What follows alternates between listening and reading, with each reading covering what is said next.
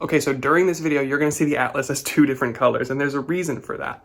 When I finished shooting my A-roll, my monologue, and my pieces to camera and everything, and just before I started shooting the B-roll, all the nice little footage that I drop in while I'm talking about stuff, the car had a bit of a tantrum. This is what I mean. Drive modes: eco, comfort, sport. Again, the screen cut out again. I don't know what the issue is here, but you've got 6 exit warning system? Oh, it's having a fit. Okay, so I just turned it back on. Sometimes these cars don't like it when you leave the key in it and do your filming, but there's something that this thing is not happy about. And the screen keeps turning off. Uh-oh. Uh-oh, ladies and gentlemen. So now the screen won't turn back on. It's got issues with rear traffic alert. Yeah. We're gonna see if we can swap it for a different one. Turns out the car was super fresh. It hadn't had a certain type of inspection done, so I brought it back to Hall. They were fixing it, and then while they were fixing it, they gave me a white one to finish. So I shot all the B-roll with the white one, but that's why you're seeing the car as two different colors during this video. But let's get into it. Welcome to Downshift. My name is Matt, and this is VW's USA machine. Of course, this is their Atlas, and this vehicle is specifically designed for the United States of America, meaning it is VW's biggest SUV that they've ever made. And now, for 2024, it's gotten its second round of updates to its first generation, and there's a lot of stuff going on. So today, we're gonna hit the highlights, the best and the rest, thanks to our friends at Hall VW in Brookfield, Wisconsin, to see just how this new Atlas stacks up to its main rival and our newest thing that we just drove, the Toyota Grand Highlander. Let's get into it. Now, the first thing we have to talk about is the fact that you can't get a hybrid or a plug-in hybrid. And a year ago, this wouldn't really have been a big deal. It would have been par for the course, actually. But now, as of this year, we have things like the Mazda CX-90 with its plug-in hybrid capabilities, or of course, you can get a turbocharged straight 6. Or the new Toyota Grand Highlander is bringing 2 variations of different hybrid options. And this year, for the Atlas, we lost the V6, and now we just have the 2-liter turbo 4-cylinder. Now, that said, it is better than it was, and I think this definitely fits the vehicle, but in terms of efficiency and just the option of having a hybrid, you're just not going to get it in the Atlas. And then I want to address kind of the whole point of this car, and that's the third row back here. Now, the Atlas used to be the biggest name in the game, but it is a little bit older now. Like I said, this is the second facelift from still the original gen. So the third row does start to feel a little, just a tiny bit cramped now compared to something like the Grand Highlander and maybe even the Koreans, the Palisade and the Telluride. There are only 2 back seats back here like you get in the Lexus TX, so you do get more space laterally, but not quite as much knee room. But you do get great things like air vents, which you don't even get in the upmarket Acura MDX. And you get chargers, but they're weirdly only on one side, and that's the driver's side. And you get these funny Star Wars battle droid style headrests. Kind of fun. And then we have to talk about the second row, which is kind of hard to do because it really comes down to a technicality. Now, objectively, the second row feels plenty big. I'm sitting here at 6'1" behind myself, and I've got plenty of knee room and headroom. But technically, this is smaller than the competitors, by the numbers anyway. You do get a bench seat here, or you can option captain's chairs, which will slide and recline. The second row also does a really nice job of staying in place to get to the third row, so if you have a baby seat, you can leave it there. Here on the SEL, you get window shades, you get a third climate zone. You do get heated seats back here, but you don't get cooled, which is something, again, you get in a couple competitors now. And that heated second row here is only for the SEL. You do get USB-C chargers down there, along with a couple other options. And you do have the big panoramic roof, bringing in plenty of light to this khaki interior, making it feel nice and big. So is the second row technically smaller than a Telluride, Palisade, Grand Highlander? Yeah. Is it impractical? No. And the next part is, it just feels like it's getting a little bit long in the tooth. It's a little bit old, and this isn't something that's readily apparent. This isn't something that you're gonna get in and immediately notice like, oh. In fact, the facelift has actually addressed a lot of things. Everything does feel modern and new and pretty good in here. But it's when you step into like the second or the third row, and it's just a little bit smaller than some of the newer options that are coming out. Grand Highlander, like we were just in.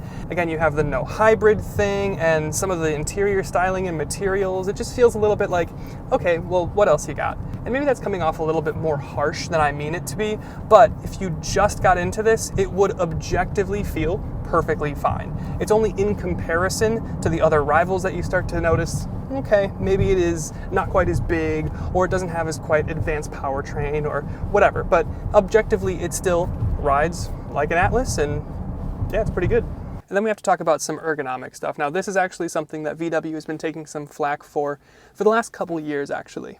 Ever since they introduced their new software system and tech stack anyway. I will say here, at least you get 4 window switches for 4 windows that go up and down, unlike the ID4. And your steering wheel controls are physical rather than the slidey touch things. And your software has been better optimized. So it is better. It's just not amazing still. But really the thing that gets me is the climate controls. They are sliders, it's not the end of the world, but it is kind of at night because they're not backlit. So they're kind of hard to see without turning on the dome light. Now with that, can you just go into your screen and adjust the temperature? Yeah, but again, it just feels like a little bit more cumbersome than things used to be in previous generations of cars. But that's kind of across the industry now. And then I want to talk about price, and I really kind of struggled on which side of the video to put this. And that's because as starting, it's really not bad, and topped out, it's really competitive. So what's the problem then? Well, it comes back down to that old point that I made earlier.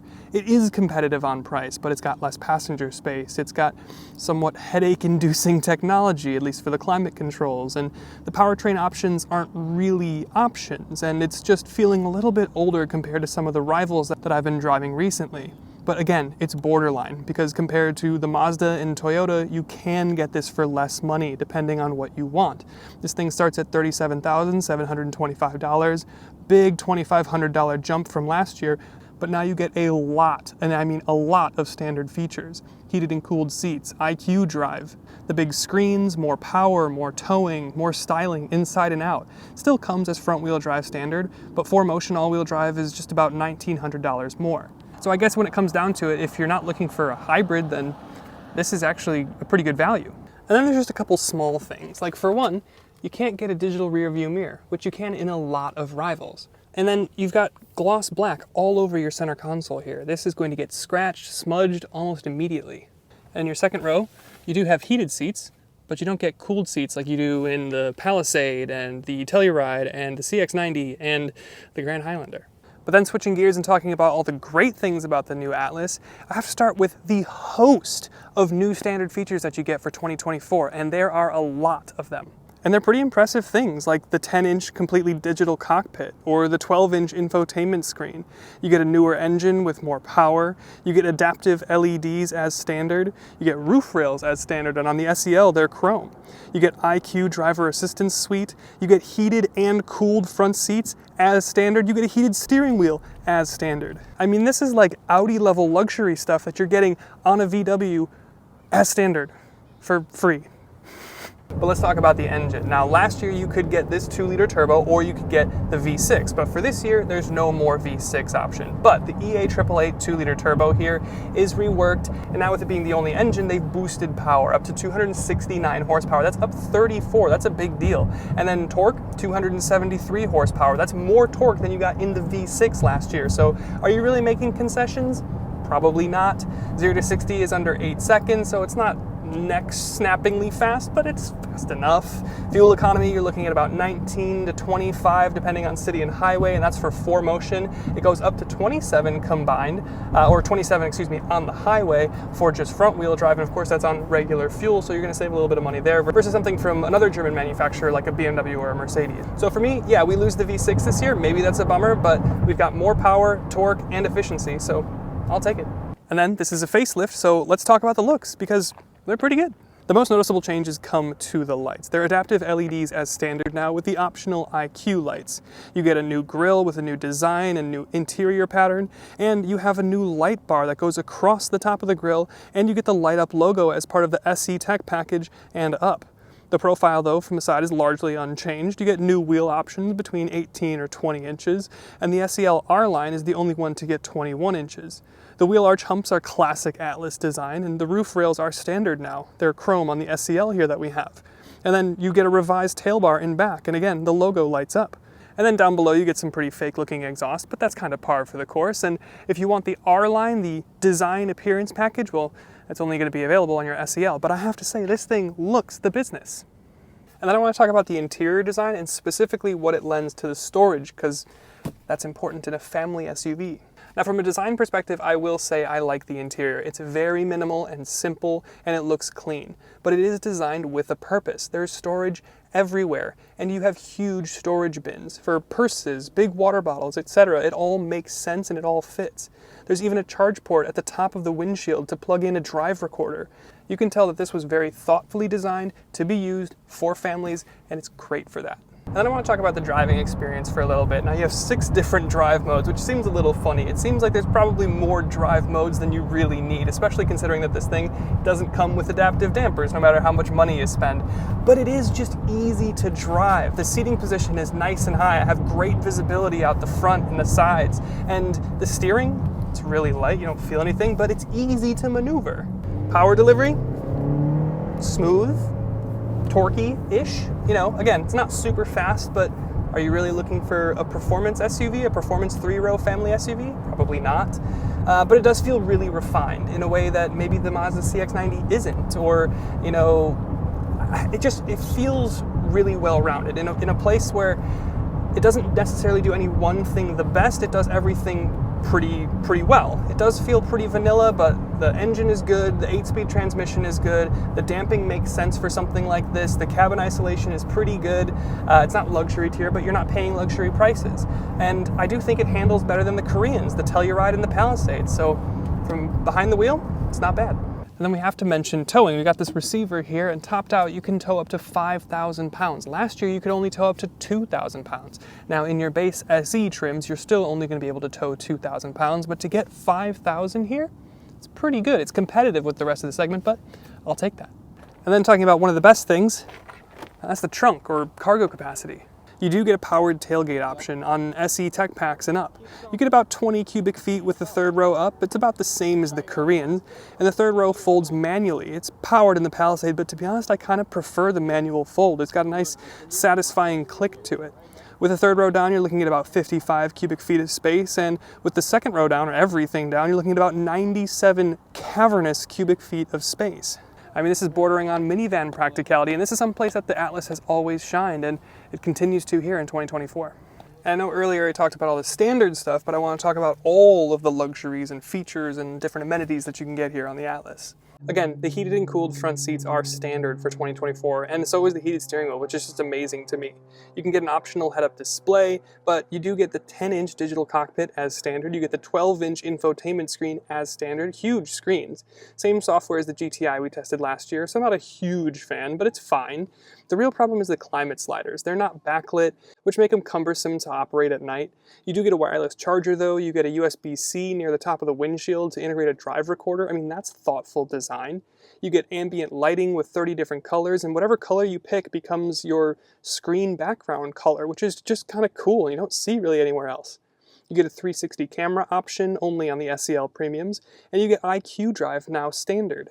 I mean, really, there's not much that you're not getting here that you would get in an Audi, so this is pretty impressive. And then just a couple little things to wrap out, like we did on the con side of the video. Now, you can get the Atlas in 2024 with the new Peak Edition, which is going to get you a little bit of a lift, some off-road tires, and just kind of generally be the more off-road oriented trim, because apparently everyone has to have that. Honda has their Trail Sport, Hyundai has their XRT, Kia has their X-Line, and so on. And next, I just kind of like it. There's a lot of competitors here. The Grand Highlander we've talked about, the Telluride, the Palisade, the Honda Pilot, the Subaru Ascent, Chevy Traverse, Ford Explorer. I mean, there's others that do certain things better, but this is really well-rounded, and I just kind of like it. But with that, why don't we get into the final thoughts? So that is the best and the rest of the new Volkswagen Atlas. And it is a little bit of a mixed review, but I think it boils down to kind of something I said earlier. In a vacuum, this thing is brilliant, but when you start to compare it to things that are newer and more advanced, like the new CX-90 or the new Toyota Grand Highlander, it does start to show its cracks or deficiencies in a couple small places. But I have to say, with all of the new standard features that they gave it for 2024 and the new styling inside and out, they did a great job. So thanks again to our friends at Hall VW in Brookfield, Wisconsin for letting us have a go in their 2024 SEL, and we'll see you in the next one.